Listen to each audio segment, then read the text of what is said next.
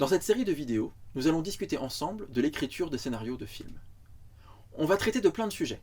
On va parler de la structure, on va parler des personnages, comment est-ce qu'on écrit une scène qui fonctionne, qu'est-ce qu'un pivot, qu'est-ce qu'un conflit.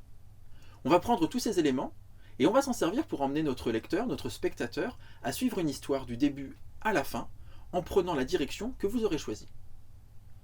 Que vous soyez une personne qui va écrire son premier scénario, sa première histoire, que vous soyez un scénariste extrêmement expérimenté qui cherche simplement à nourrir sa réflexion pendant une phase de réécriture, vous trouverez dans cette série de vidéos des éléments qui vous intéresseront. Vous pouvez choisir de suivre le cours du début à la fin, vidéo après vidéo, mais vous pouvez également choisir de sélectionner uniquement certains chapitres, certaines vidéos, certains thèmes qui vous aideront à répondre à vos questions.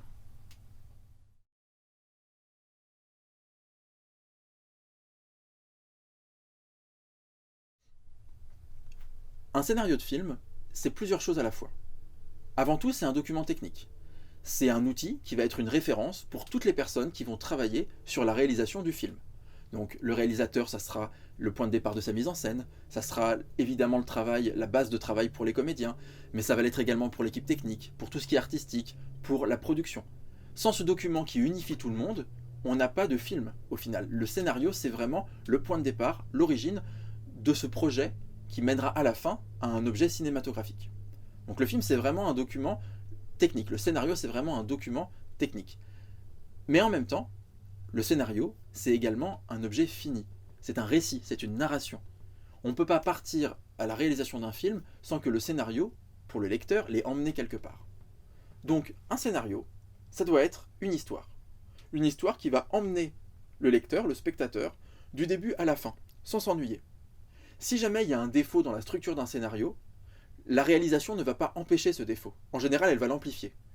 Donc si la base de votre histoire, la base de votre récit n'est pas solide d'un point de vue purement narratif, dans ce cas-là, les légèretés, les défauts que vous trouvez dans le récit papier, dans le document écrit final qui est votre scénario, vous le trouverez également dans le film final. À moins qu'il y ait de la réécriture. Mais vous, ce qui vous intéresse, c'est d'écrire un scénario qui soit peu ou prou réalisé tel qu'il a été écrit et pensé par le scénariste.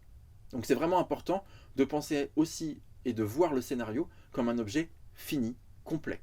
Avant d'être le point de départ de quelque chose, c'est déjà l'achèvement d'un travail d'écriture plus ou moins long, mais en tout cas qui doit être fait avec précision et avec technique.